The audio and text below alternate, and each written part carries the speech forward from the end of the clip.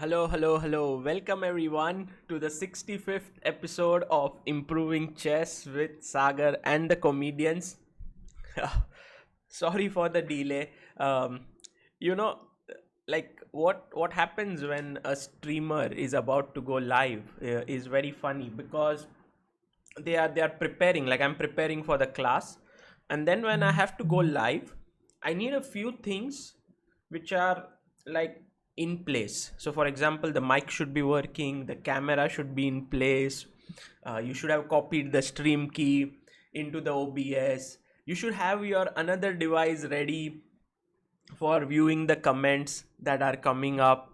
And there are so many things that have, usually everything is just placed the way it is. So when you're about to begin, you start. But sometimes when you're about to begin, one thing you cannot find. For example, today I just couldn't find my mobile stand, where I put my mobile and I read the comments. I just couldn't find it. And so I had to start, yeah, like otherwise I would just go delay it for the rest of the day. So very sorry for that. I just wanted you guys to know that it's never intentional when we come late, but I hope that it was not too much of a hassle. Good morning to everyone. Goblet of Fire. Goblet Fire says, morning. How do we convert a plus position into a win? What should we do to prepare for it? I once lost when I was 3 pieces up. Good times, lol. I think there's one video which I made in my Improving Chess series. Improve Your Chess with Sagar Shah. Not the comedians one, but the one which I made, a 22 video series, and in which it was about how to convert winning positions. And I think it's a big task. I remember the first incident which strikes my mind when we come to the talk of converting a winning position is when I was some 2000 rated and I was playing against a 2250 player. And until then, I had never beaten a 2250 player, and here I was 2 pawns up, clear 2 pawns up, and I would have won that. Then I would have been like super happy. And I just, tried my best, but I lost. It happened so many times, as I have said. People started, like at my home, started to tease me, jitta jitta hari gyo, which means winning and then losing. And I used to say that so many times on the phone. I realized that that is not a problem to take lightly. When you are winning, you need to be exceedingly careful, because it's like you are pinning down your opponent to the ground, okay, and you are about to kill him. Now the opponent is not going to die, yeah, he's going to fight back. So there will be tricks, there will be traps, there will be a lot of things that will be coming your way. And if you are not alert, then you will lose the game. Something or the other will happen. So that's why winning a winning position is often very difficult, and you need to be ultra focused. You need to look at all the possible options for your opponent. It's called prophylactic thinking. He will do that, then I'll do this, he'll do this, and you have to be thoroughly focused. I think that is one thing which I can tell you, Goblet Fire. It is exceedingly important. Abhishek Deshpande, thank you so much for the daily super chat attendance. Thank you. Rohit Atley. Good morning, Sagar Guru Dakshina. Thank you, Rohit. By the way, guys, at the end of the session, I want to read one page from this book, which is Solve for Happy, which I'm reading right now. Maybe it'll be useful for you. By the way, Aditya Somani has made a nice statistic. He says Biswa's attendance 27 out of 64 classes. Nice. 42%. Then who else? Vaibhav's attendance 40 from 64. He is 62.5%. Okay. And Samay's attendance 38 out of 64 classes, 59.4. Not bad, guys. Not. Aditya, thank you so much for working so hard. And he's also given the improvement from 19th of May to today. Samay was 1098, he became 1251. I guess Samay also crossed 1300 at some point.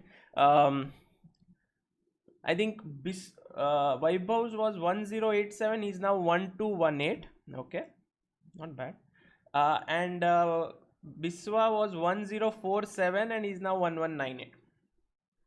Yeah, not bad, not bad. I mean, it's a nice piece of statistic. So okay, let's play a game today. Before we begin, I have no idea what's up with all of them, but I have some very interesting plans today to take you to a very interesting place and a tournament. Also, yesterday night we were talking for a long time about certain important things, and we'll talk about all of that. Okay, first of all, let me share my screen so that you can see what's happening.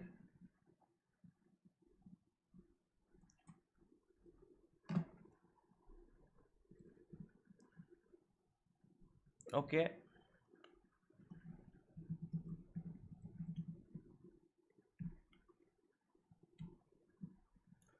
So come to the comedians room. It's the first link in the description. If you can be there, and let's play a game. Always a good idea to begin the day with a game. Yeah, my attendance is 100% and my improvement is 0. Yeah, my same rating. That was a nice one. Okay, let's play with I am slow. I don't know who it is. This is, I haven't put that in. Always I come as white. I don't know why. I should get black as well, right? Okay, let me start with e4 today. c5, and I'll play the Gropri, which I taught Vaibhav yesterday. f4. I think e6 is a good move against the Gropri. Knight f3.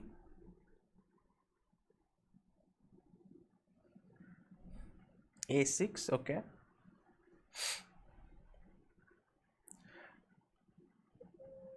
I would play g3 here because the bishop can no longer go there. So maybe a4 was also possible, but okay. Yeah, let's go bishop g2.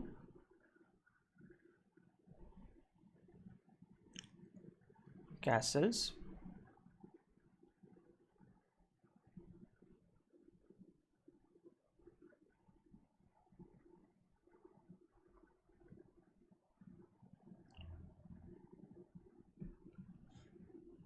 G6. I think we've discussed this before, and I don't like this move g6 because it allows, guys, you can tell me in the chat, what does it allow? What does this move allow? First of all, two things. Okay, one is e5, which is particularly strong here, I think. Also d4 looks very tempting. I mean d4, but I think e5 I like more somehow, because it kind of creates a square, and then I look at these weaknesses. So whenever your opponent creates a weakness, now knight e7, doesn't it mean that after knight e4 you are in, what are you going to do? Maybe nd5 is the idea. Okay, nd5 looks like the plan. Still, it looks very dangerous to play this way. Now you have to control both d6 and f6.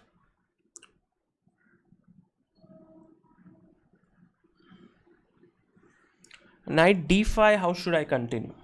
Okay, let's assume we are in a good position now. Now we need to focus. Knight d5. One plan that I was thinking of was d3 with the idea of c4. Seems good, but then he has f5. I think that is a move which I should be careful about. I don't know. Is that the only thing? What are the other possibilities? Very quickly. Knight g5, knight d4, b3. I guess a4 is one more move. But let's develop. Like d3 does a good job developing. Also, I can go c4. Yeah, he must play this move f5, I think. Otherwise, it's just trouble. Yeah, that's a good move. C4 fe is not good. Okay, let's take, I guess.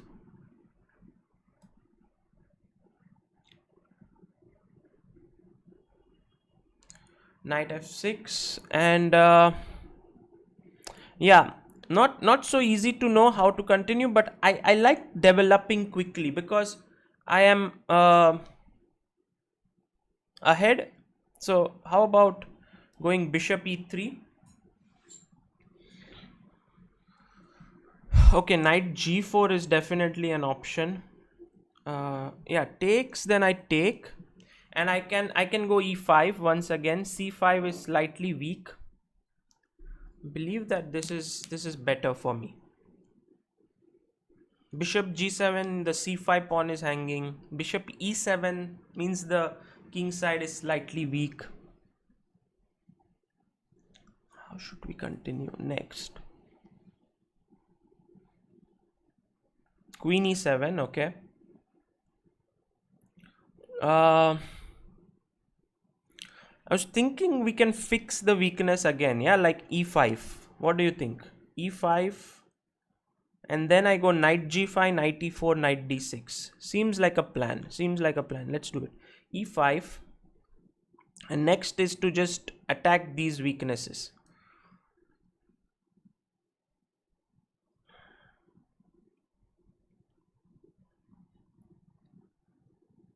Rook c8. That seems slow. That seems very slow to me. Let's go knight g5. Because now I want to go knight e4 and knight d6. Yeah, you don't have time for h6. This is now just lost position. This is coming in, this is coming in, bishop into c5 is coming in. You see, the importance of weaknesses in chess is very important. Once you find a weakness, you pin it and you maneuver your pieces.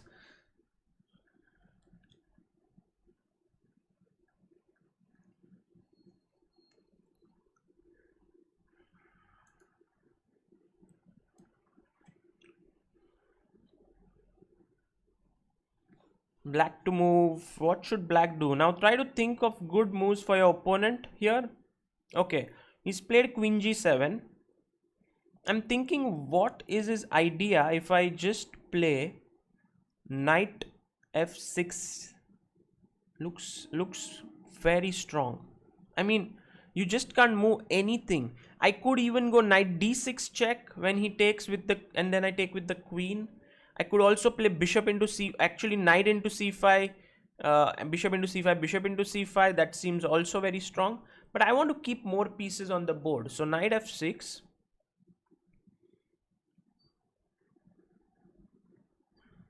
And now he'll play king d8, I believe.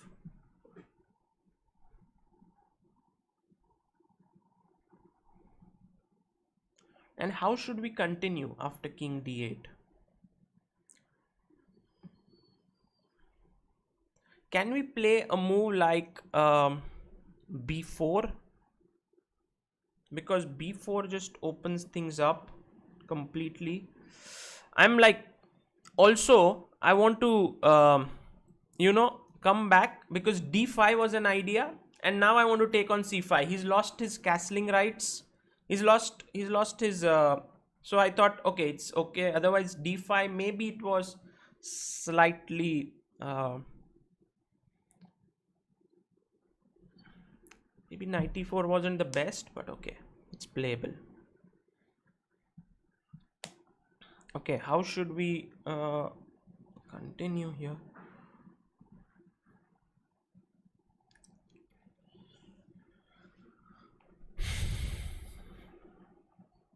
Knight a5. Okay, he wants to jump to c4 maybe,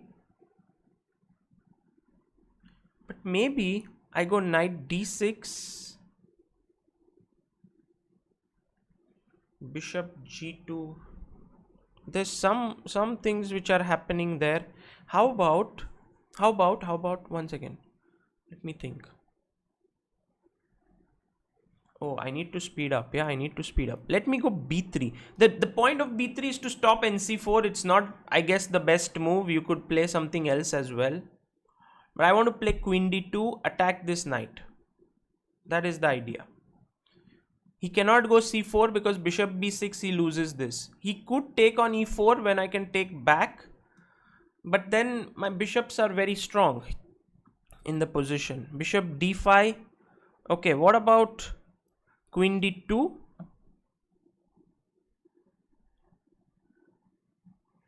Knight b7. Okay, let's sacrifice a pawn.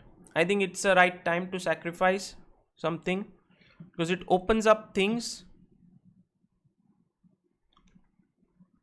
Also, it's more like you're playing on the field. This pawn sacrifice, it's not like I calculated everything, but I know that there is the king there. I need to attack it and I need to get to it. So now I have one more open file. Okay, let's go knight c3. Maybe knight d6 was better. Okay, let's take with the queen. Knight a5. Okay, knight a4. Knight into c5. Knight into d7. Okay, he's just playing on time. Takes. Oh, what? Come back? I don't know. Bishop f2. Okay. I went on time. But I think in general, at the end, it got really dirty. But it was a good game. It was a decent game.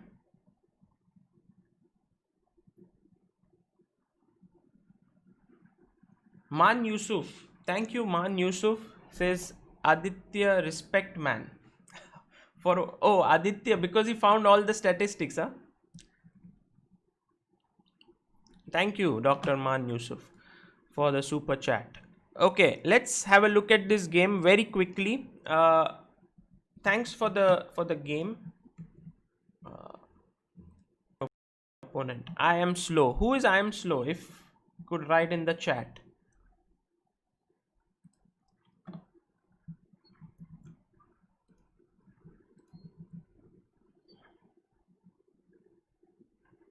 Okay, so Rohit Atleya, Sagar, you mentioned yesterday that when in a strong position, it's beneficial to exchange pieces, yet during the game, you preserved them. Can you please elaborate when to exchange pieces? Very, very good question, actually. I think yesterday, if what you mean is this one, yeah. If I clearly remember my game against Sanjay, and what I mentioned was in this very position, and I said I'm material up. You know, there's a difference between having a positional advantage, or you can say an advantage in, say, space, pawn structure. All of this is positional advantage. But material means I have a rook against a knight, and here it's like just firepower. If I'm ahead on firepower, I just should exchange, because imagine if I exchange queens also. Of course, here the king is weak, so I will not. But suppose I remove it, rook versus knight is easier to win than having the queens on the board. So in a way, it's important to understand that there is a difference here in an advantage. Here I have a material advantage, while in the game today I didn't have that. Okay, so let's check today's game, which is this one against I am slow. E4, C5. I went for knight C3, and this is something which I have just studied. I have not played much, but it's like this Grand Prix attack with F4, And generally you just put your knights out, and then you want to put your bishop out, castle d3. I think we discussed this a bit yesterday. a6, and I think I could have played a4 and developed my bishop to c4 if I would like to, but I went for g3, and it's also a decent move. And here I think it was important for black to go, say, something like d5, or just, I don't know, maybe knight f6 also makes sense. But g6, oh sorry, first b5, this is fine, b5 is fine, bg2, bishop b7 and castles. Now if you look at this position, what you will see is that these pawns have moved thrice, and he has made 4 pawn moves, while I have got pieces out and I have castled. So actually now black must speed up in his development. He shouldn't be waiting. He should quickly go something like d6, bishop e7, knight f6, or maybe play d5. But if you're going to play a move like g6, immediately the siren should ring in your head. Look, he's wasting a lot of time in the opening. The king to get castled is going to take 1, 2, at least 2 moves next, and you have 2 moves to open. So a move like d3 here just doesn't make any sense to me. The reason is very clear. For example, if you go bishop g7, bishop e3, knight d4, I think black has already been able to stabilize his position. Maybe next move knight e7 and castle. I don't know, maybe still white has some edge after e5 here, but it's very important to think directly in terms of how can I open up the position when my opponent is behind. How can I open up behind in development? And so d4 was a very natural move. And also, as Jamil, who's in the chat, hi Jamil, has said that here whenever e6 and g6, you know, in his game which we looked at, d4 is a very powerful move. But here I actually recognized that e5 is even more powerful because it looks at these weaknesses over here. And so thank you, Hardeep Kachar, my first ever super chat for Down to Earth Chess Master. Thank you. Knight e7, and now came my knight jumping into e4. Now remember, my first reaction, okay guys, this is very important for chess improvement. My first reaction was, what is my opponent's best move? See, I'm going to take this pawn, I'm going to jump in here, I'm going to jump in here. There are 3 very dangerous moves. So the only move which addresses all these 3, knight to d5, and I am actually from the bottom of my heart thinking that my opponent will make this move. So this approach where you are trying that your opponent will always find the best move is very important in chess. If you don't find that, if you do not have this ability, then you will always face a lot of problems, okay, in chess. So here d3 was, maybe I'm thinking now, is there something faster I can do in this position, because I'm clearly ahead. I don't know if a4 makes any sense, because I'm hitting, it gives him time. I mean, after f5 I don't know what I do, so I didn't go for a4. I went for d3 because I wanted to play c4. So imagine, first of all, he can't move his bishop away here because he loses to knight d6 check. He could play bishop e7, but my idea was to play c4 and push this knight away. Maybe you have to play a move like knight c7 now, and then I can go bishop e3 and attack this. So you see, I'm actually giving him no time to finish his development. So he played f5. I think this is a decent move. E into f6. I mean, this was the best move, I think. f5, e into f6. I had to take knight f6, and here I went bishop to e3. Now again, looking at this pawn here, although I don't think that pawn is hanging. For example, how about this move knight g4 here? I was a bit worried that he might do this. And my point is, if I take bishop into c5, bishop into c5, knight into c5, it attacks the bishop, but also knight e3 is coming up, so he could go like queen b6, pinning, and I may have to play only move d4, and then knight e3, and then there is a fork. I was not very comfortable with this. I thought maybe here I shouldn't indulge in this, so I was planning to just drop back my bishop to d2, but then he could have continued, let's say bishop e7, or even say d5 here. I believe that after say something like knight f2, I'm better, because this is, this is a weakness, and I can go rook e1 and attack this. But still, this is the best he could have done. This was a bad move, knight into e4. I took back, and here I was definitely expecting him to finish his development with bishop e7 and castles, but he went for the move queen e7. Again, very slow, and I once again fixed the weakness here. d6 square, f6 square, everything is weak. He played the move rook c8. You don't have that much time. You need to castle. But now even castles here looks bad, because I am attacking c5 and there is no real way to defend it. So, I maneuver my knight and I get it to a square which attacks all the weaknesses. So he played rook c8. I went knight g5, h6. No, there's too much of time waste. Knight e4. And here I was, I think I was a bit too greedy. I should have just taken here bishop into c5. Pawn takes, knight takes. Then I'm attacking this bishop. He goes, say, bishop a8. I pick up another pawn at the very least. And this is just completely winning position. I don't even have to think about anything. I was just too greedy. I wanted to checkmate him. I went knight f6. But what I felt was I will now double on queen d2 and rook d1, putting more pressure here.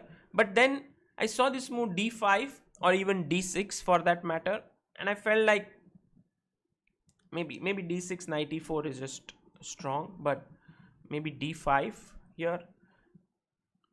I think this is just winning for white. But still, I felt like his king might start to run away somehow. And that is the reason why I just came back, stopping d5. And then he went knight a5. Again, here I'm sure there is a better way to play. Maybe knight d6 or something.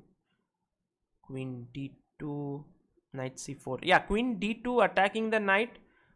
I was a little bit tensed about knight c4 attacking this. So therefore I went b3. The move you want to make, you think of that, and then you see what he's going to do, and then you stop it. It's called prophylaxis. And bishop d5. Yeah, bishop d5. Let's see if there are any good moves. I thought queen d2. Yeah, this is fine. He had to go back, and now you see he is worse here. All his pieces are kind of misplaced. Look at the queen here. And so you instinctively, you should feel like, let's open up the position. You don't even have to think much. So here maybe the move I played wasn't the best. Maybe knight f6 could be a better move. I don't know. But I just played c4, and it was an intuitive sacrifice. It was more like, you take, but you're giving me now this open file. I didn't play that. This open file. You are allowing my rook to come here, which I did in the game. He went here. And now I should have, as Rohit asked, I should have just taken here. If you look at this, sorry, not. I would lose a piece. No, I was trying to simplify the position. So okay, my move was pretty good. I went rook b1. He went bishop e7. And here, yeah, knight c3, maybe not. Maybe something else. Maybe how should we take advantage of this fact? He's behind so much in development. His king is stuck in the center. So even if I can exchange everything, his king is horrible. So this is how I would look at this position, but I'm just trying to figure out what is the best move. So there's one part in chess which is understanding. So let's say my understanding of chess is good. I can understand that I must do something.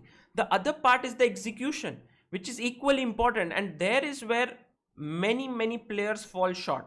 Like, what should be done here? I know the king on d8 is weak. I need to reach it, but how? And so maybe knight f6. This is a move that comes to mind. Because if you take bishop f6, I take ef6, queen f6, I take on d5, ed5, and I win the knight on b7. Okay, at the very least. So you take here, I take back with the queen perhaps. Oh, there's a mate. Oh, there's a mate. There's a mate. Yeah, knight f6 was finishing him off. Yeah, I should have found knight f6. I just went knight c3 very quickly. Knight f6 is the tactic which was pretty straightforward. Yeah. Maybe bishop. Yeah, I just lost. Yeah, knight f6. Knight c3, takes. He was still surviving. Now it was all about time, like who can play faster. Knight a4, king e8. I took here. Maybe knight b6 was possible. I took king e7, knight d7, rook d8 takes. I mean, he could have taken back the rook, but he took on d7, came back, and okay, he lost on time here. So see, basically positional chess is important to get a good position, but if you don't see the tactics, like here knight f6, you will never be able to. So it has to be a synthesis of tactics and positional chess. Okay, let's try to achieve that. Aslam Sayyed says, hi Guruji, let's meet up in Ghatkopar Khao Gali after lockdown. Respect. Yes, Aslam.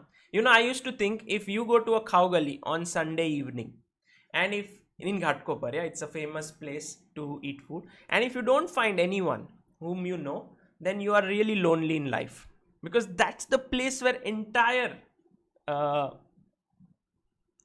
Ghatkopar is there, I guess, on the weekend.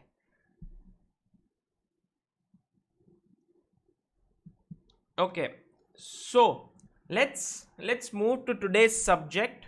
I have a very exciting thing for you to talk about, and we're going to check out first one thing. Let's look at one video first about an end game. Then we go to a Magnus Carlsen game. Okay. Let me ask the chat. One small video about endgame, would you like to learn that first and then Magnus Carlsen video and try to learn from him, or would you like to go to Magnus Carlsen directly?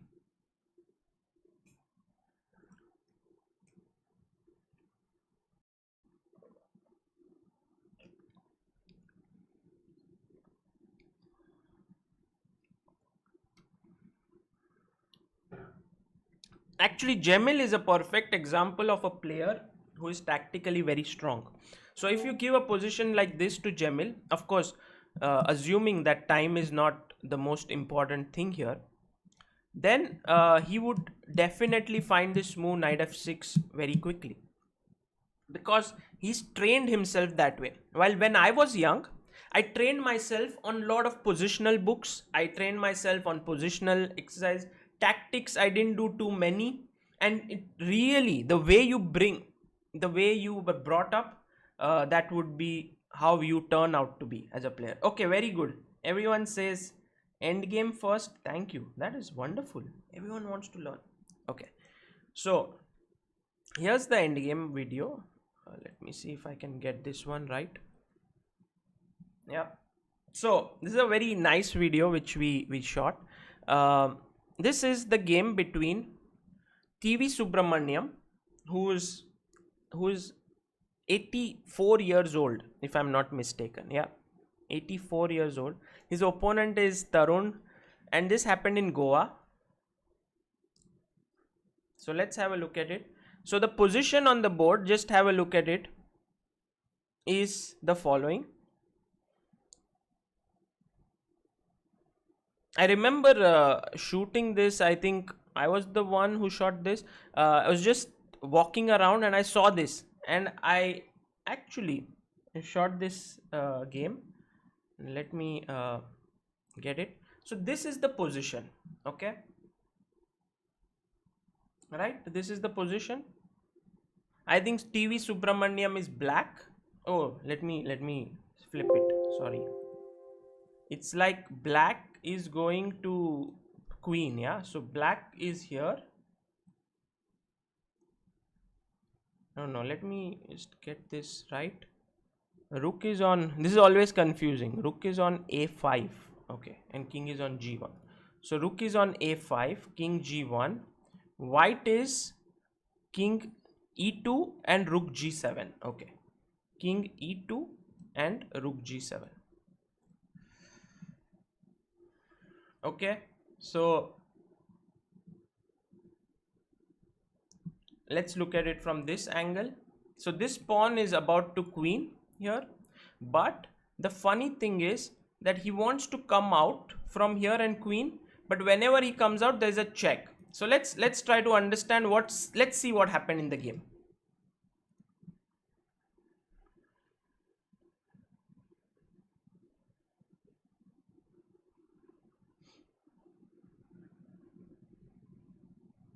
We have already learned this in one of our sessions, but I just want to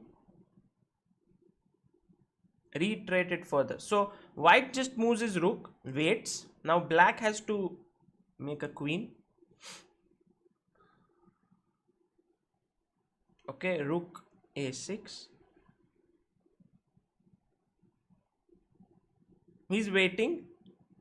He's also waiting. Both are waiting. Both are happy to wait.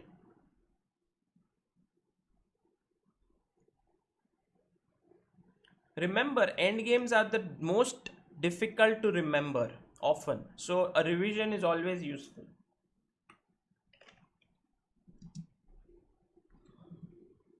So what he did was he waited. He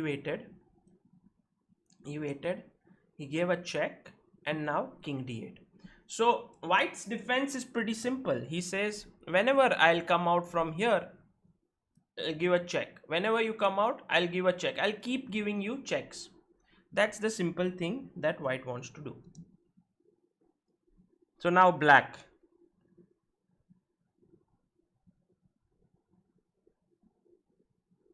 Check.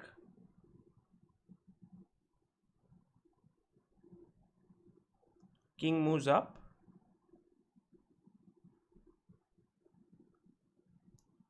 He plays rook c8. This is an interesting way. Yeah? He cuts the king off in an interesting manner. Sorry, rook f1, not rook c8. Rook g8.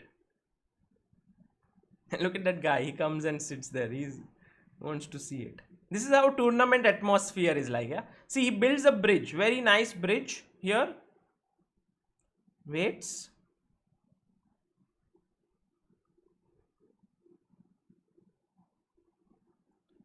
Kshitij Srivastav, thank you so much for your super chat. Thank you. And now he's going to queen. Yeah, he's going to queen. So check. And TV Subramaniam knew that he has to make a bridge. But look where he falters. And now he shouldn't. Next move is an absolute blunder.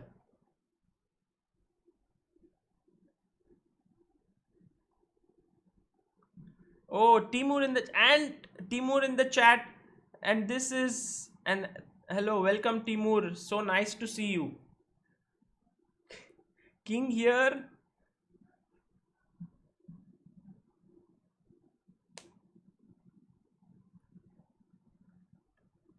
And now he goes there, and that is the end. Look at the boy. He's so happy. You know, this is the joy of playing chess in a tournament. You can press the clock, you can be happy. And TV Subramaniam is unhappy. He plays king b6. Stalemate, guys. Stalemate. Both of them. Now this is the nice part. Yeah, they analyze this, and someone comes here, and this is an arbiter, I think, Swapnil here. and he's teaching him the Lucena. So rook c8, rook f1. He says you should put the rook from behind, check him, move him away, and now build the bridge.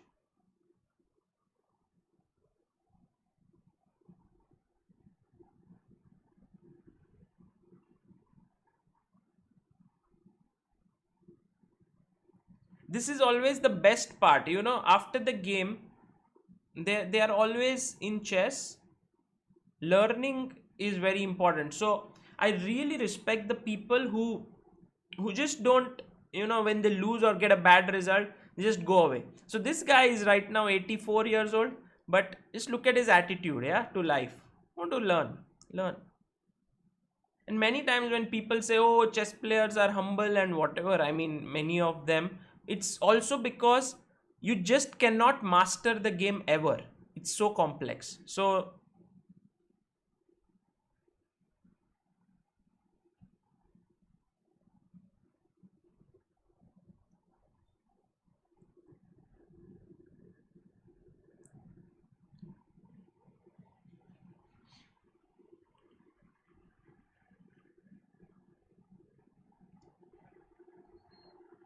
you know, while we are looking at this game and the amazing brilliance of and okay, so basically let's have a look at this again one more time to understand how to hold. So basically check, king here, and you play rook f1. Okay, he played this in the game, and then I think he waited, then he came to f4. I think white just waited, and then king a2. And this is a good way, you know, to understand where you can go in Lucena wrong. Check, he said I will build the bridge and I will make a queen, but what he forgot was, oh, he can take and he can stop the pawn and there is no longer a bridge, it's a draw. It's horrible. And that's when you realize that actually if he would have given a check on this file somewhere and then built a bridge, you know, so for example, let's say you went here, he waited, you give a check first. Okay, here maybe giving a check is bad because he just comes here and he attacks your rook. Therefore the right move should have been to go down. Okay, and for example to check now, and once the king goes away, see, the king cannot come close, because it does, if it comes here, it is attacking the pawn, but I just get a shelter behind your king and I'm going to queen. So you must take the pawn and then I give a check and I win the rook. It's very simple.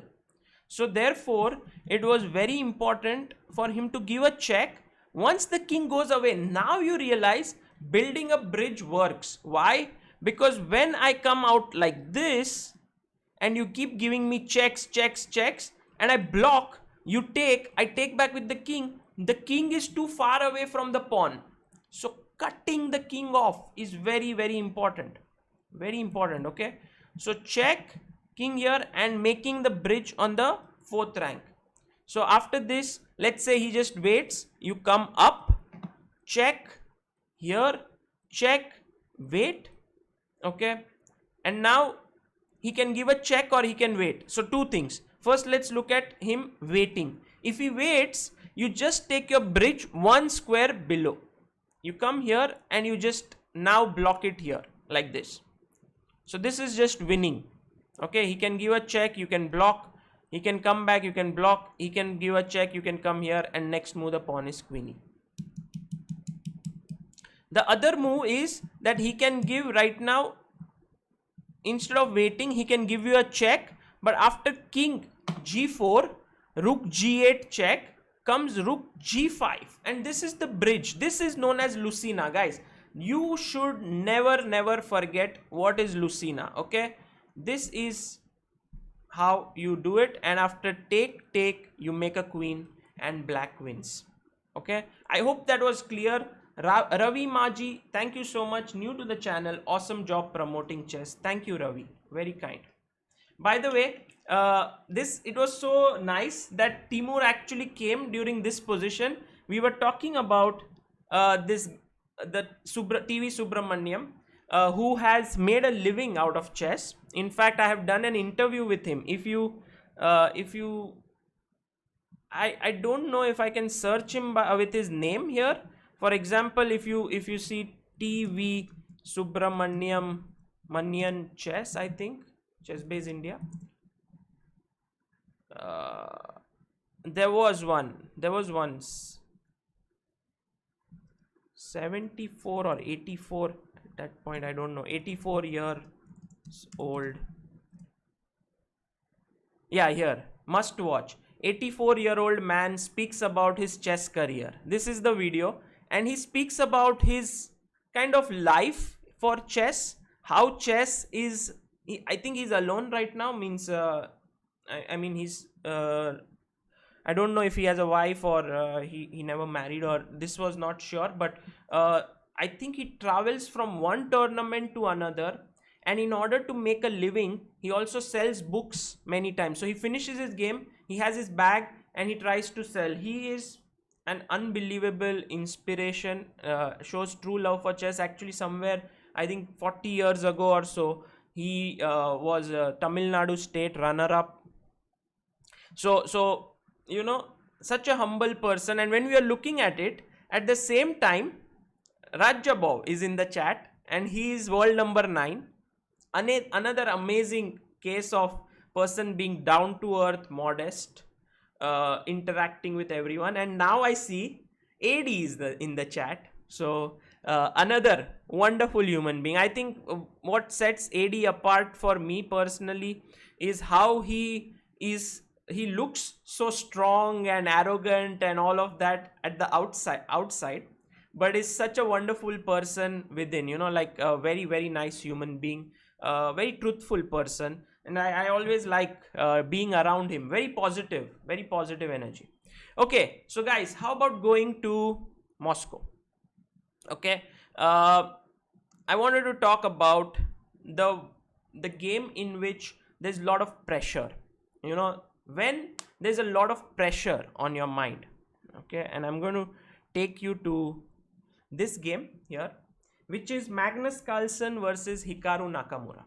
And this game actually decided who will become the World Blitz champion. Okay, World Blitz champion. Remember, Hikaru and Magnus both tied for the top spot after 21 rounds of Blitz. They both scored, if I'm not mistaken, 16.5 points.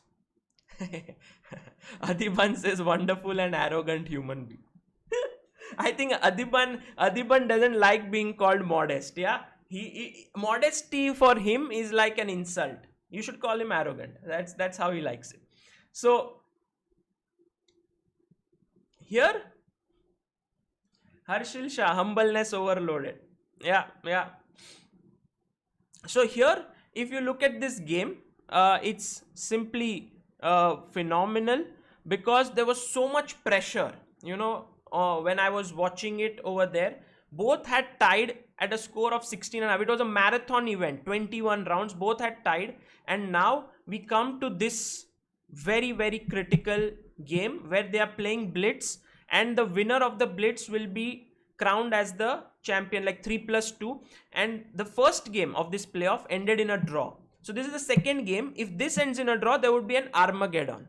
Armageddon is nothing but 5 minutes to white, let's say 4 minutes to black, and you get a result. If white wins, white has won. If it's a draw, then black wins because he had less time. So here, this is the normal. This is, if it's a draw, it would be a draw. It would go to the Armageddon. So this is playoff game number 2. Okay, before we move on, Maulik Thapar, hey Sagar, I've been showing some corona symptoms lately and have been in complete isolation. Your stream helps keep my spirit high. Lots of love. Maulik, take care, and I believe chess is really a wonderful way to fight COVID because you can play it at home, you can learn at home. Thank you. Anurag Bishnoi, great stream. Thanks a lot, Sagar. Thank you so much.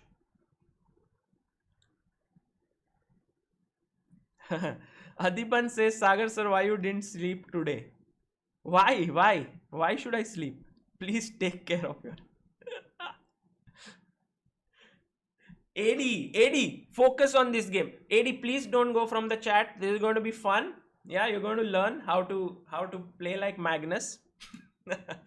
Okay, so coming to this game, the game begins. Magnus is white. And you know, when Magnus is in a must-win situation, kind of, look at the opening he chooses. Look at Hikaru. Look at Hikaru's face. He's more like, what should I play? What should I play? And Bishop F4, London. Whenever Magnus wants to win, often he goes for the London system. He likes it a lot. E3.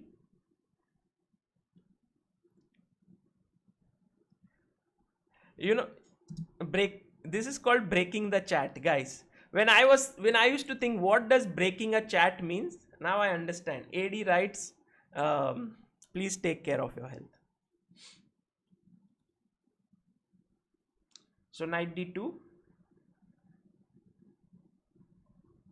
bishop d6, and okay, Magnus takes, queen takes, and now I want you guys to think a bit in this position. So let's go to the board of the game. I don't know, where is it? Maybe here. Yeah. So this game,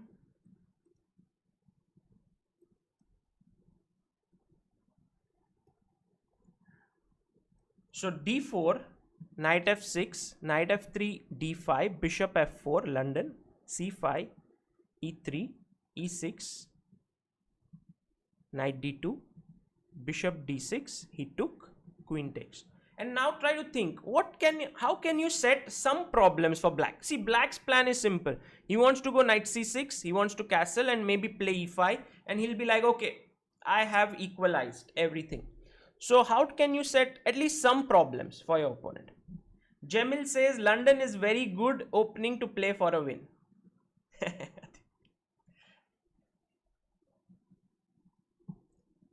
Adiban says, please wake me up once the game is over.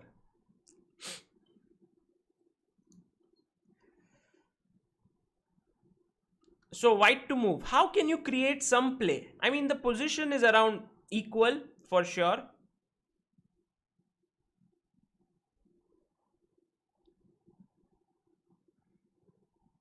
C3 seems like a normal way to play. Also bishop E2 seems normal. Bishop D3 seems normal. Even giving a check looks normal. So all of these moves look pretty decent. I guess knight e5 is also a pretty good move.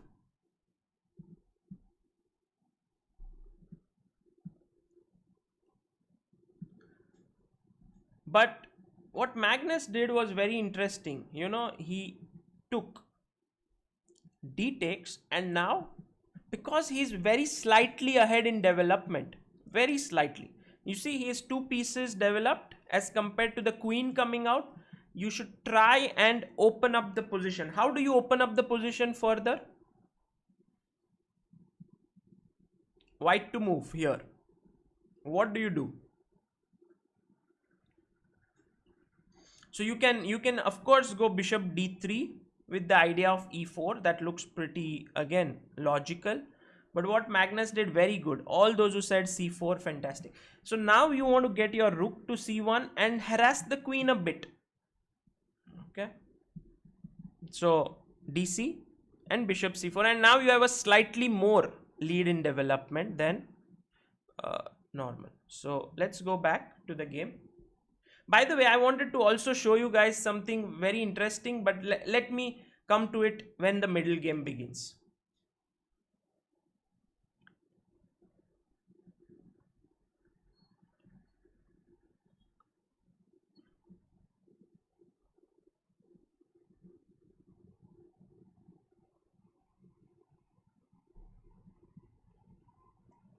Takes, queen c5, c4.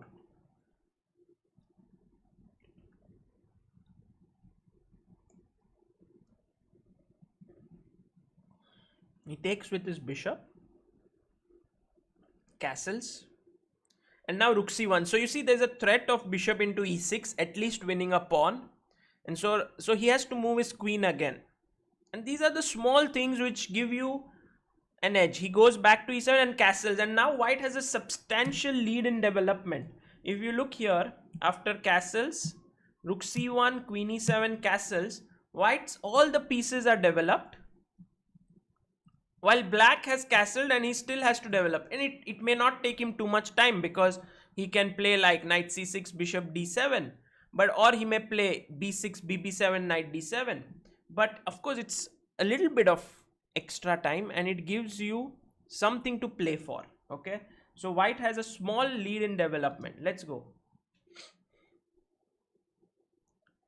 b6, good move.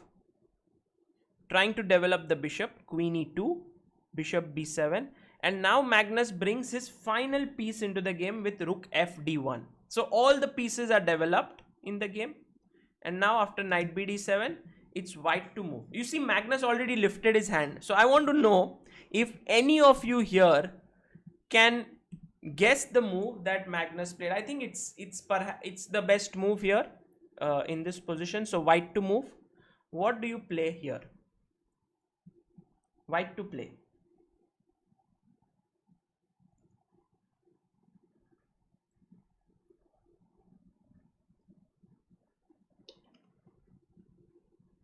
Yeah.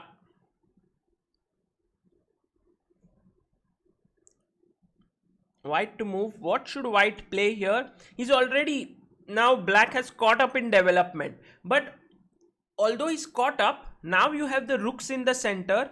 You can create some further play. How do you do that? White to move. Yes, Amruta was in the background. Yeah, we both were here. In fact, I should tell you how we both, knight b3 with the plan of nd4, e4, in g5, e5. Yeah, Jyoti Nayak, good move. Jyoti, I like your move.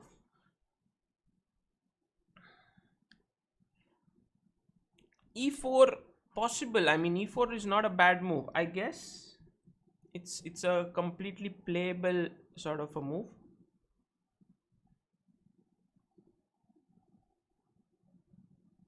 Gaining space, maybe to e4. He may go how should he play? That is the question. Actually, e4 looks good. Yeah, can he go e5 to e4? Maybe.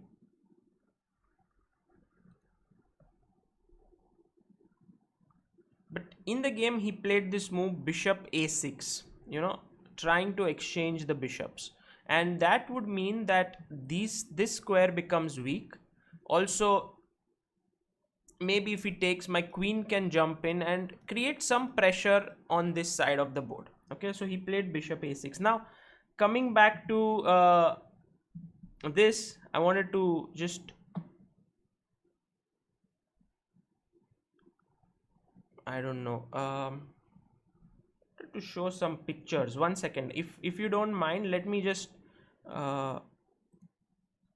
show you guys like some, yeah.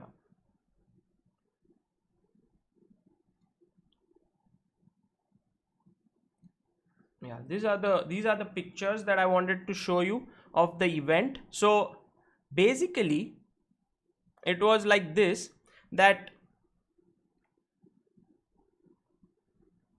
it was a star-studded event. Like everyone was playing. I want to show you a glimpse of the tournament hall. Look here, maybe. I think AD was also, of course AD was there, but yeah, look at this. Okay, so this is where I was working, it was inside of football. Rakshit Singh, Sagar sir, sorry to interrupt in this beautiful game. If time permits, can we look at two games played between Aryan and Arya which ended in draw today morning at 6 a.m. which Samay organized? Arya can send you PGN. Rakshit, how about he sending it on my mail, chessbaseindia@gmail, and we can look at it tomorrow, perhaps? So this is where I would work. It was amazing, and also we were on the first floor. Look at this, Anish playing here in the tournament. I think Raja was not there, and Magnus won both Rapid and Blitz. But there was this one video which I shot and which I would like to take you through. Swag of Magnus Carlsen, and it shows how the settings were. So basically,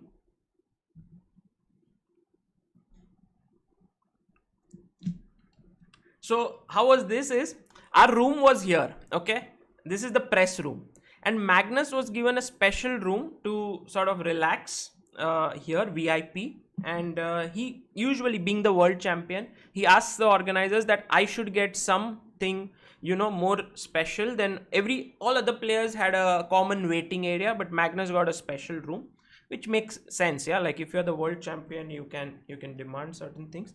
And now he came out. So what I thought was, I'll wait here with my camera. So I'm waiting outside. Okay, there's no music. Yeah, let me. So this is his father, Henrik. And look at how Magnus comes up.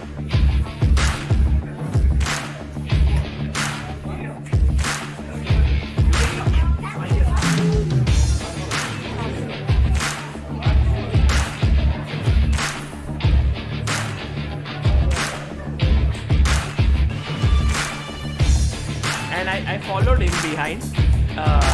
It was, and this sort of music makes a good impression.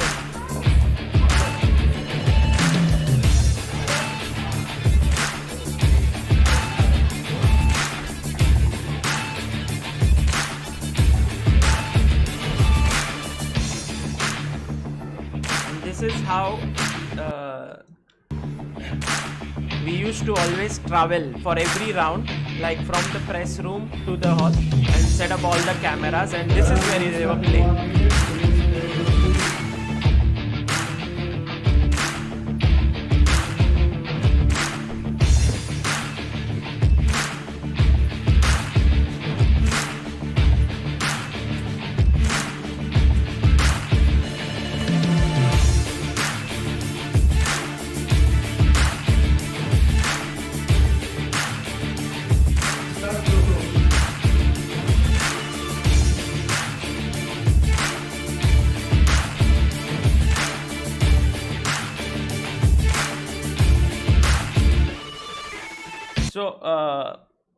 So this, basically this video was shown to give you an idea of how the settings were, you know, like you come from the top every round. Magnus is there, and for us as well, and so we would rush every round to the playing hall, capture some of the footage, then go back with the memory cards or our phones which were recording, then we would transfer it to our laptop, run back again. And it was crazy. Yeah, like maybe I must have climbed at least 100 times those flight of stairs in a day. It was just too good. So coming back to chess. By the way, yeah, this is Luzhniki Stadium. Yeah. Anand Carlsen, game 9-20. Pratik Das always has some wonderful games. Game 9 World Championship 2013 analysis. You mean that one? Very blundered with this, making like knight f1, allowing queen e1. Yeah. I can see Sagar direct a chess move in future, Ravi Teja. Look at, yeah, I mean, I don't know if, but it's just like, you know, you kind of follow him and yeah, main thing which I've learned is to keep my hand steady. That's something which you learn with practice. Okay, let's move ahead in the game. So bishop a6.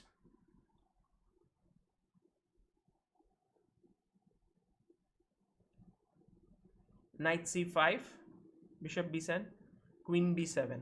By the way, guys, all those who think that music was playing in the hall, no, it was just put in the video. Come on.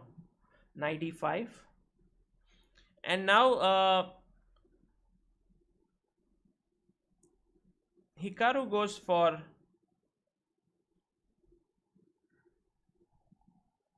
yeah, there's Amruta in the background.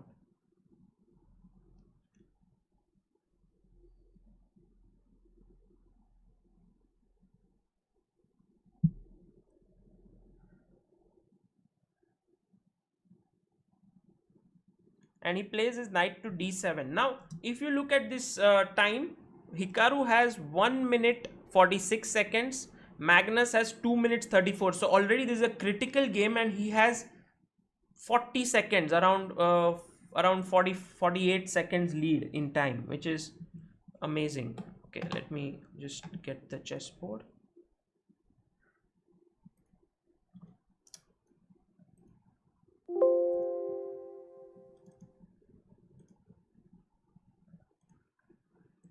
Yeah, so he played knight c5, takes knight e5, and here goes back. And now white to move.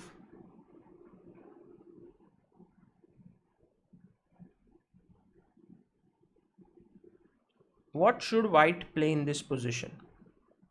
Again, the knights are threatened to be exchanged.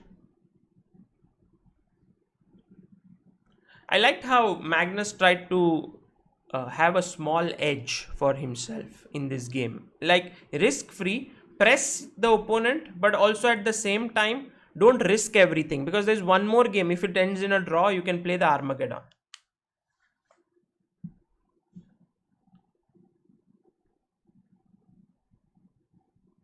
So, white to move. What should white play here?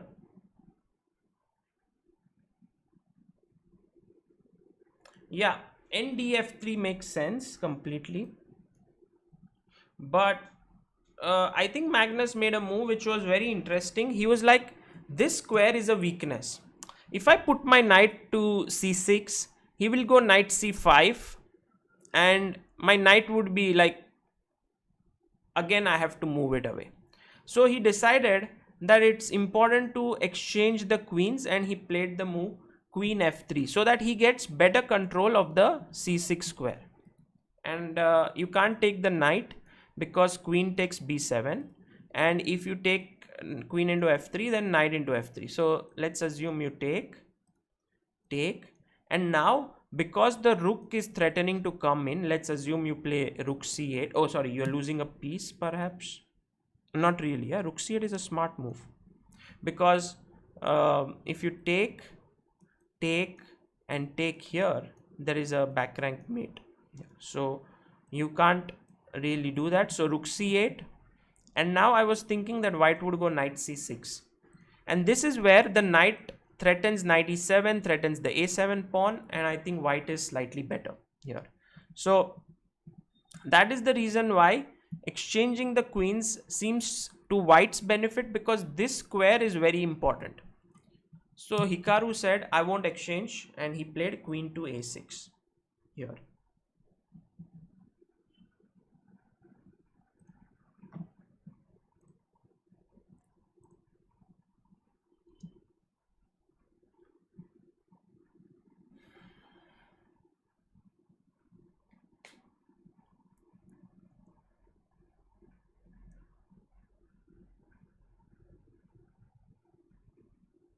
So Magnus is thinking, and he plays the move queen to f3.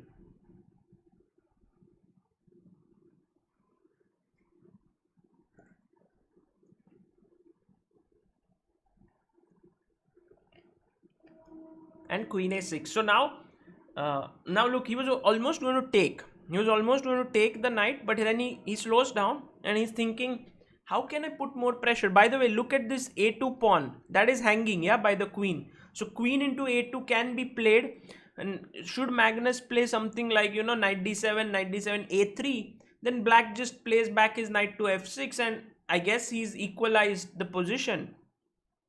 So somehow Carlsen has to find a way, and he plays knight to c6 first of all, just putting the knight, and he's giving Hikaru the pawn on a2, like, take it, you know. And I think Hikaru could have taken the pawn there, because I don't see anything really wrong with it. But he first decided to make a prophylactic move, which is king h8. Just move the king away. Knight c4. Just moving in the knight. And now it's like Magnus is this is where the feel comes ki okay, a2 pawn de do, maar lo, I don't mind, you can take the a2 pawn, but I'm going to put my knight on d6. I'm going to have those two knights really strongly placed. Queen into a2, so he took a pawn. Now you can see the intensity rising. Yeah, this is now a moment of no coming back. I should have asked the question, but okay.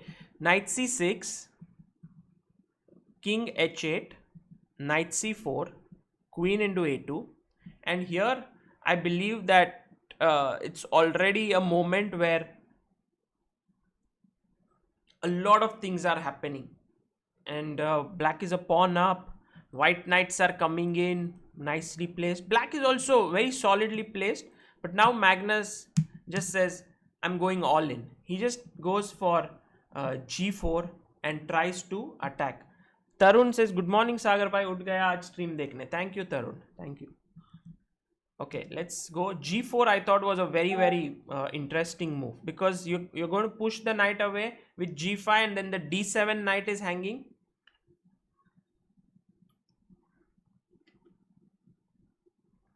Knight c5,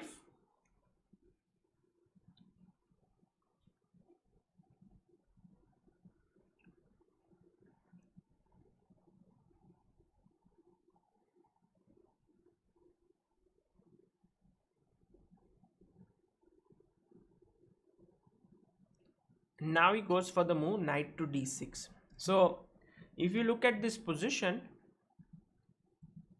there's a threat of playing g5 and then picking up the f7 pawn. It's not really a threat, because g5 you move the knight, knight f7, I have at least rook into f7, not king g8, because knight e7 is a mate. We'll come to these lines, but he played the move knight to b3, which was the blunder. Black should have been very strong here, like strong headed, and should have taken on b2 in this position. And he said like, okay, now I have two pawns. If you go g5, I'll move my knight away, and then if you take, I'll take rook takes. By the way, what's the problem with king g8? Can you guys see a nice move here? Arya says, how do you know when it's the correct time to play moves like g4? I think, Arya, it had a lot to do with the tournament situation. It was like Magnus just felt that once he played knight c6, queen a6, and queen a6, knight c6, giving up the a2 pawn, it was more like the game was not going to be drawn or anything. So then the bridges were burnt, a2 pawn was lost. Now you have to create play, so you go g4, g5. I think it's just a question of Magnus felt that was the most natural way. Otherwise, he would be pawn down there. Yeah, knight e7 is a checkmate. It's a beautiful checkmate, because the two knights are covering all the squares very nicely, and this is a very nice checkmate. So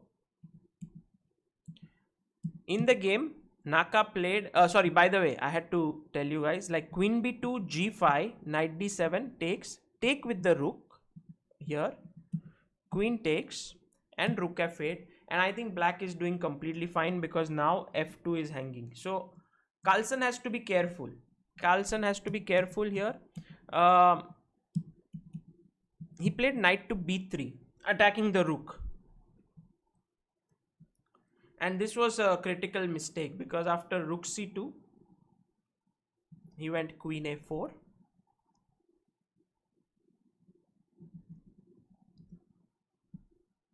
So Hikaru is down to 30 seconds now. Yeah, he has 32, 31. Its time is ticking down.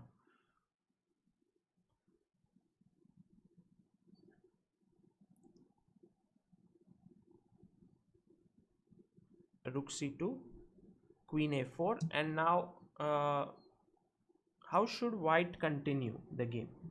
Of course, here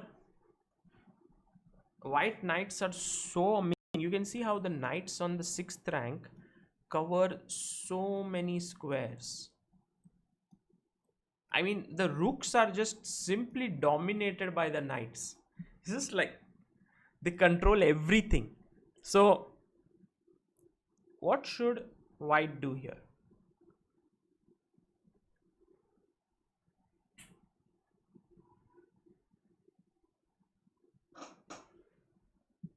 Yep, Nilay Kulkarni, you're right.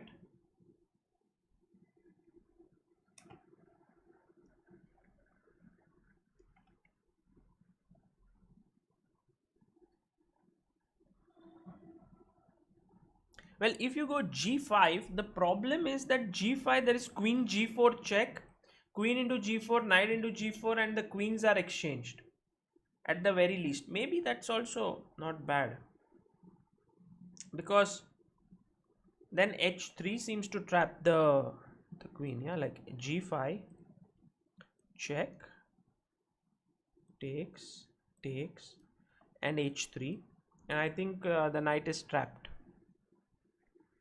Yeah, this should be also okay. I guess to g5, maybe you can interchange the moves. Yeah, like it's quite possible. I think g5 would be not bad, but Magnus went rook c4, pushing the queen away, and now he went g5, knight d7. Okay, so could have interchanged the moves as well. Rook c4, queen a6, g5, and Hikaru is under great tension here. Look at his expressions. Yeah, Nakamura's expressions are always something. He's so expressive.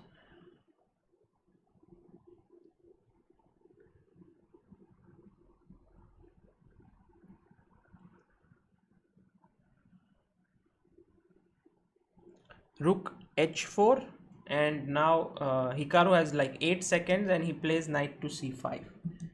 So here rook h4, knight went back, and now it's your move to play. How should white continue? The what should he play? White to move. Can you find the best move for white? Let's see if you are as good as Magnus or stronger than him. White to move.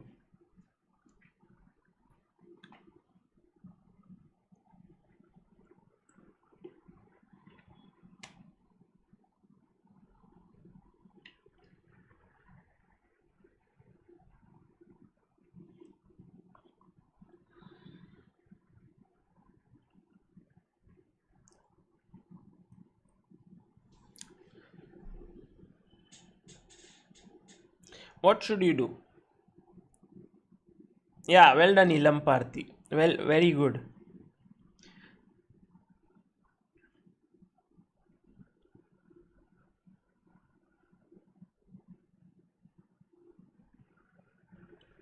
It's actually a mate in 3 here, guys. Mate in 3.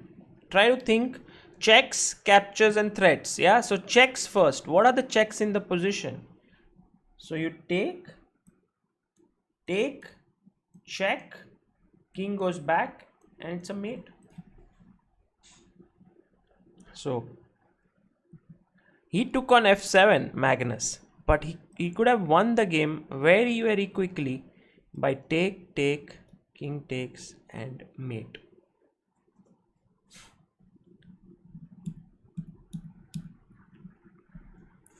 But he didn't. So let's continue.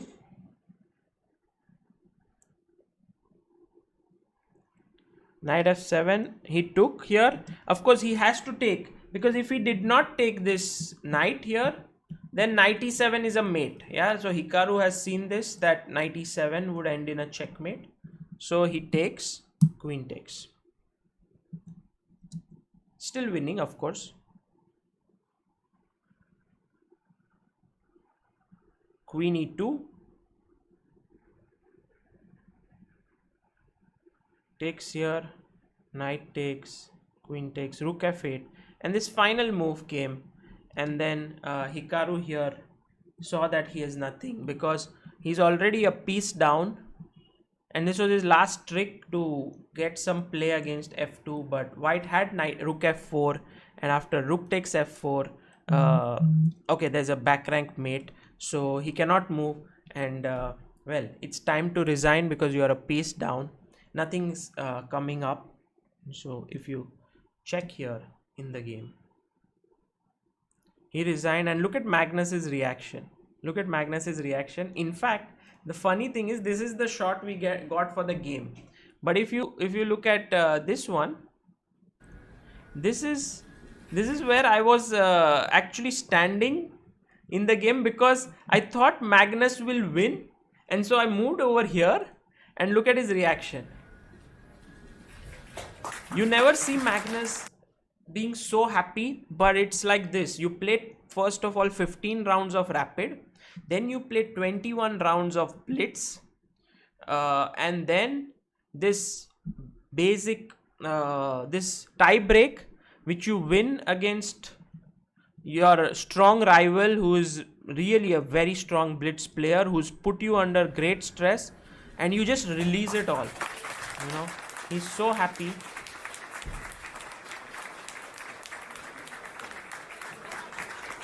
Very, very happy moment for Magnus.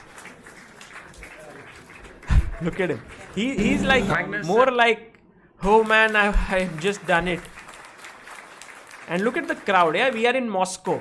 So Moscow is like this place where people love chess, and so many people had gathered to watch it. It was very nice. Pratik Das says Carlsen won Legends of Chess and has won the last 5 out of 6 tournaments against GMs and Super GMs. Who do you think has a chance against him in different formats? I feel Naka in Blitz, Caruana in Classical. Yeah, I'm sure that someone will come who will give Magnus a run for his money. It could be Firuza, who is very young, because I think he doesn't fear Magnus. He just plays his heart out. So that is definitely one person. Maybe it could be some of our youngsters as well. Nihal, Prag, Gukesh, Raunak. May take time, another maybe 10 years for that to happen. In the current generation, of course, Caruana is very close. But for that matter, Anish maybe. Who knows? You have to see who can make it to the candidates. I mean, from the candidates to the finals. But yeah, Magnus does look strong. I mean, and in Blitz, I think Firuza is really good in that sense. And of course, Naka as well.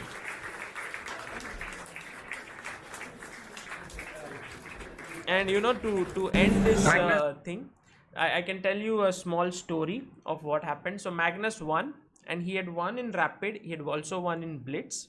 And I really wanted to interview him. And what happens is that there are like many journalists out there who want to interview him. And yeah, so it's like, I remember that if I go up, by the way, yeah, something like this. See, after he won, this is, if I'm not, is this Rapid or is this Blitz? This is Rapid.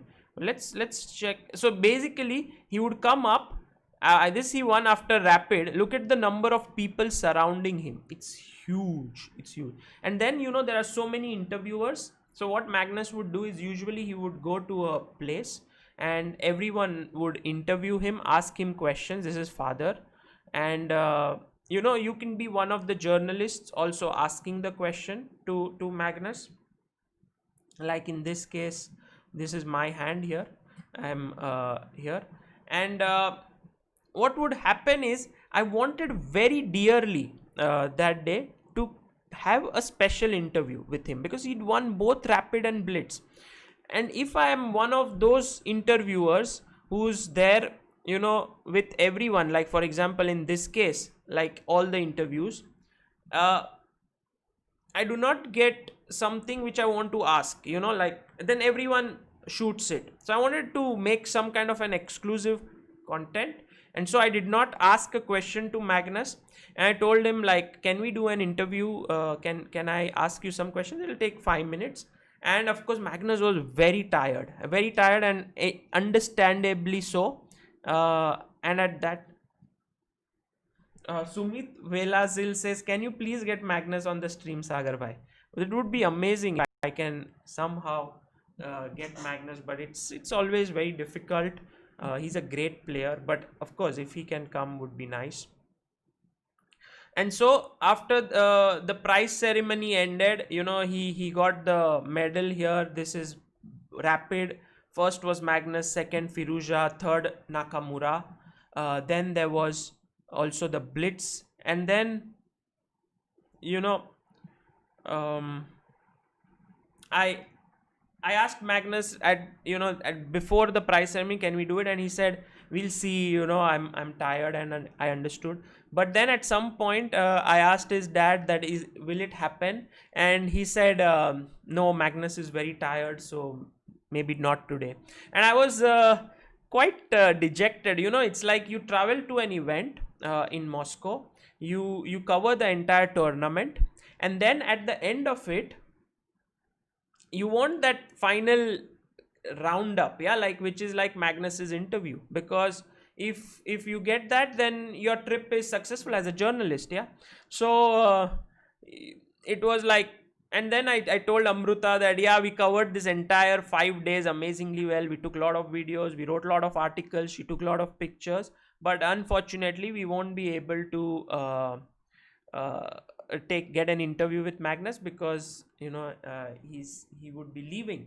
And then Namruta said, okay, but we must at least get a selfie with him. It's important that we should have that moment that we got a selfie. So we went to the VIP area, which I showed you. We stood somewhere there, and we were like, okay, when Magnus is about to leave, we'll take a selfie with him. And then when Magnus was actually leaving, like his father came out, he saw that we were still there, and maybe it was like maybe the perseverance that we were still standing. He said, okay, while going out of this tournament hall, we can do the interview. So like, okay, that's interesting. And that's how actually this interview happened, which is like he's going on his way out from the tournament. This is the final moment. When you made the last move, there was a feeling of delight as well as relief. We have not seen you express like this. You just raised your hand. How was the feeling? So it was a nice change of pace. Usually I only express negative. So basically Amruta is also in the lift here. She's shooting me, I'm shooting Magnus, that's his father. Emotions during the game, so yeah, I really like that. Certainly it was a huge relief after such a tough few days, and especially today, every time it looked like I was pulling ahead, I came back to earth pretty quickly. So kudos to Carlsen for making it such a great run. Yeah, I mean, he played really well. Tell us a bit about this game with Ali Reza. It was really hard. It was so cold. It was so cold. It was like, I think -4 or something out there. It was all snowing and high pressure, and then there was all these things that followed after he made a appeal and stuff like that. So first of all, I was clearly worse from the opening, but at the same time, that was nothing new since the opening is a bit dubious. Then I think he missed a couple of things. I was safely better. Then well, you can watch this interview later. I think it is an interesting one. I think this one is one of my most memorable pictures from there. And with Amruta around, I think it's always very, very nice for me. Like, this is a nice memory at night, somewhere midnight, yeah, and very late. And we took this interview, and I think very, very kind of Magnus for doing this. But he understood, yeah, like for a chess player, it's very important to end the tournament well. Maybe for a journalist, it's very important to get the interview of the winner. If you don't do that, it always feels like an incomplete trip. Yeah, this was our way back from Moscow to India. Beautiful sunrise from the flight. Okay, so yeah, gives great memories from this entire event. Guys, hope you enjoyed. Yeah, Magnus is very kind. I mean, at least in this case, he was very kind to us. So I would end today's session for this, but just to tell you guys that when you are under pressure, and you will be, when you will start playing chess, there will be games when you come under pressure, and at that point you need to back yourself. You need to, for example, look at this move where Magnus actually gave a pawn and started playing g4, and you need to have faith in your abilities, that you are good. For example, Hikaru is a very strong blitz player, but you cannot beat him if you don't believe in yourself. And so there will be times in everyone's life when you will play a critical game, and you need to be strong. Yeah, you need to believe. That is the most important thing. I always, if you haven't seen this, there is a movie called Kung Fu Panda. Please watch it, and in which I think his name is Grandmaster Oogway. He says to Master Shifu that all you need to do is believe. Like he wants to teach the Kung Fu Panda Po how to do Kung Fu, but at the end he says no, he doesn't learn. He's a panda, he's too huge, he doesn't learn how to do the Kung Fu. And what Oogway says to Shifu, the tortoise, to the rabbit, is like, all you need is to believe, and if you can believe in yourself, that's the most important thing. Aha, yes, before we leave, the page of the book, yeah, this one which I wanted to read out today. Maybe this is something which could be useful. I'm not saying it. Thank you, Uday Malik Arjun. I will write back to you. I have read your email. I'll write back to you. Yeah. So it's just nothing like I'm trying to advise or something. Yeah, Amit, thank you so much for the super chat. Believe in yourself is the first step to success. Also, Amit had sent one more super chat. He says, hard work and attitude is the key to success of Magnus Carlsen. Yeah, I agree. That is for sure. There's a simple test I used to reaffirm the concept. Call it the blank brain test. It's very simple. Recall a time when you felt unhappy. Okay, please try it. For example, I was unhappy when a friend was rude to me. Take your time and dwell on the thought, turning it over in your head and causing yourself as much unhappiness as you can. Can you do that? Let's try. Let it linger in the same way we often do when we let thoughts like that ruin our day. Please take a minute to find one such thought, and please accept my apology that I am asking you to think about something that upsets you. Now apply the blank brain test without changing anything in the real world. Remove the thought, even if for just an instant. How can you do that? Engage your brain in another thought. For example, think about Carlsen Nakamura game. Read a few lines of the text you are about to do here, or just blast some music and sing along, or try the ironic process theory, in which you end up making yourself think about something by trying not to think about it. For example, if you keep telling yourself don't think about ice cream, you will think about ice cream. So if you want to change your mind, tell yourself don't think about something, you will start thinking about it. How do you feel now? For the brief moment that you stopped thinking about your friend's rude behavior, were you upset? I thought not. Although nothing changed, but your thought, there was a change. Although nothing changed, but your thought, there was a change in how you felt. Your friend still was rude, but you didn't feel as bad anymore. Do you recognize what this means? Once the thought goes, the suffering disappears. When a rude person offends you, he can't really make you unhappy unless you turn the event into a thought. Then allow it to linger in your brain, and then allow it to distress you. So the most important thing is, it's the thought, not the actual event, that makes you unhappy. But thoughts are not always an accurate representation of actual events. This is very important. Like, what you think about something is not what actually happened, it's just your perception. So, a slight change in the way we think can have a drastic impact on our happiness. I know this because one of the happiest moments in my life was when my beautiful classic Saab, which is his car, got totaled in a crash. It got completely destroyed. I loved that car. It was a 900 turbo in British racing green with a beige soft top, and one day Nibble, who is his wife, took it out and ended up in a head-on collision with a truck.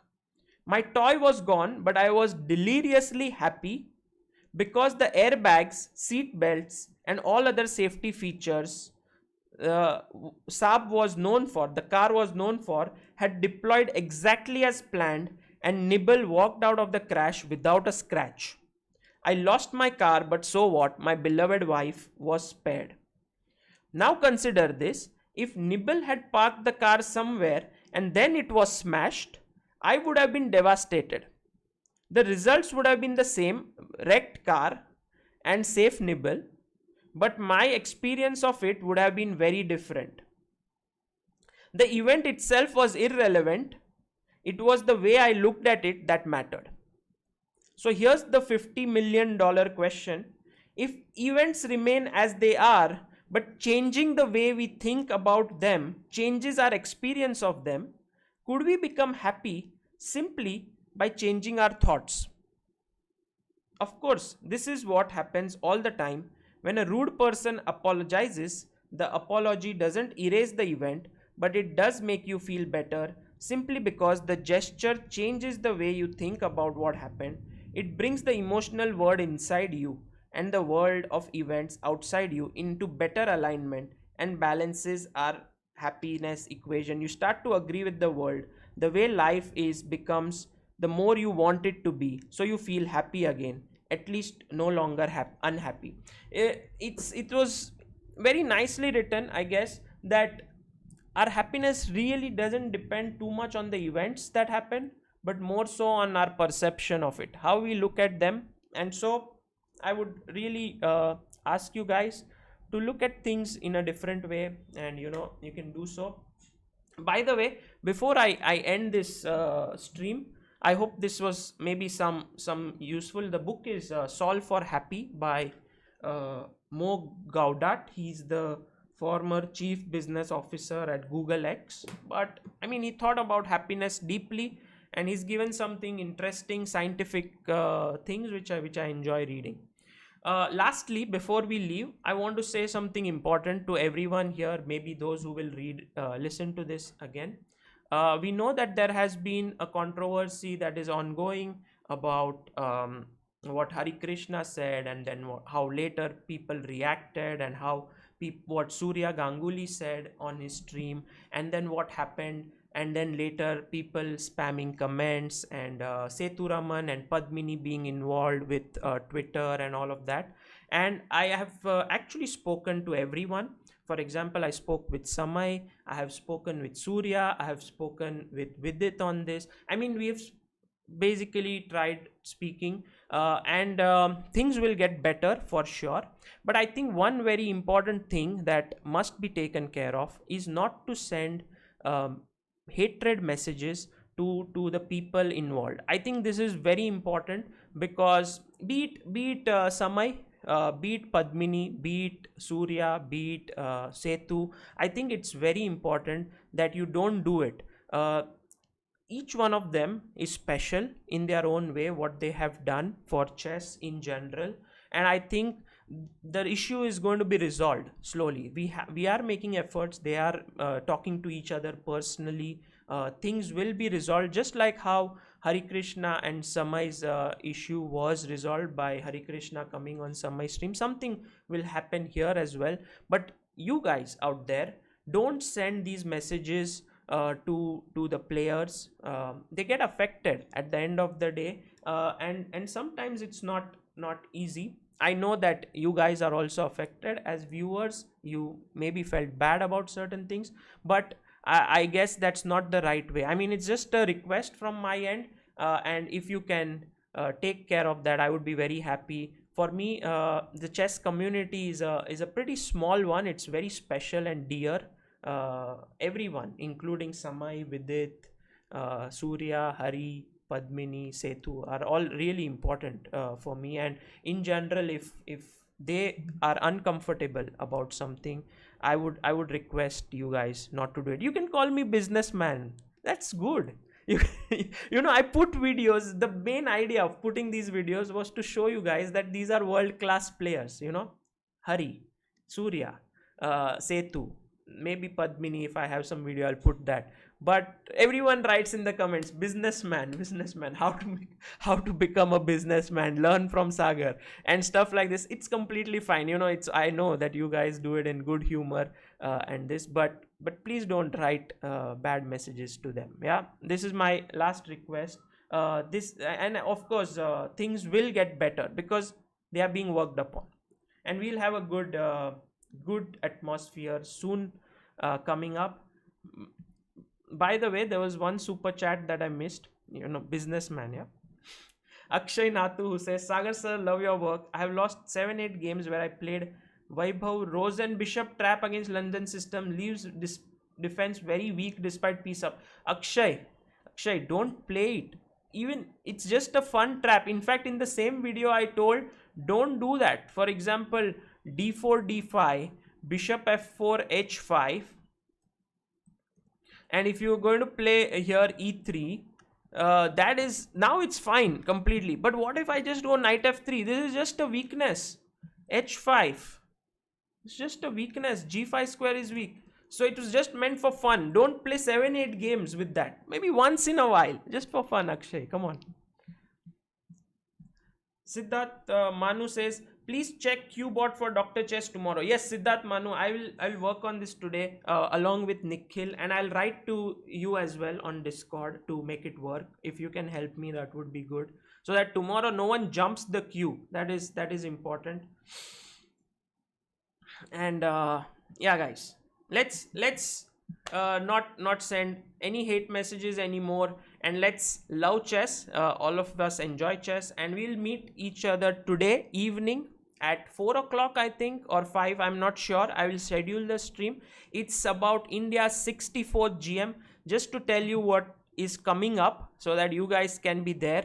It is about Prithu Gupta. Prithu Gupta is the 64th GM of India, and he became from 1200 to 2500 in 5 years. Only 5 years. He started chess at the age of 9. He became a GM at the age of 14. How he did it is what we are going to discuss today. So please don't miss it. It will be in the evening around 4 or 5 p.m. And I would love if all of you are there. He's just a 15-year-old youngster. He's ready to share his story with all of you so that you can benefit from it. You can know what it takes to become a grandmaster from 1200. I know many of you are close to that range. Unrated, 1000, 1200, 1300, maybe some of you also 1600. So attend this and try to learn from Prithu. Maybe if there are some questions that you have, would be very nice to answer. Okay, so see you guys and see you tomorrow. Raid Nihal. Oh, Nihal. Yes. By the way, guys, very good news. So many things to say. I would say, like, when we are ending it, it's like Nihal Sareen has his own channel now. I don't know if it may not come up. Yeah. Here he is.